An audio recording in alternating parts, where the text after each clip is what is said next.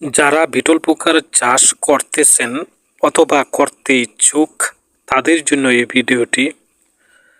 আপনি মনে মনে ভাবছেন বিটল পোকা চাষ করলে অনেক জায়গার প্রয়োজন, অনেক ব্যয়বহুল। না, অল্প জায়গাতেই আপনি বিটল পোকা চাষ করতে পারবেন।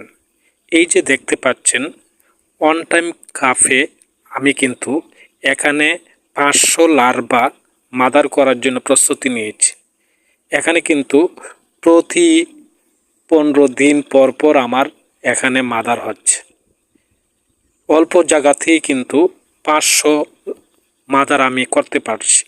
এভাবে ইচ্ছে করলে আপনিও করতে পারেন।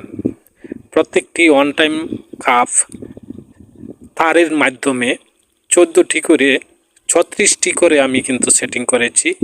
এখানে একের পর একটা দিয়ে আমি লার্ভা রাখি, পরবর্তীতে এখানে মাদার তৈরি হচ্ছে। এভাবে আপনি ইচ্ছে করলে পারেন।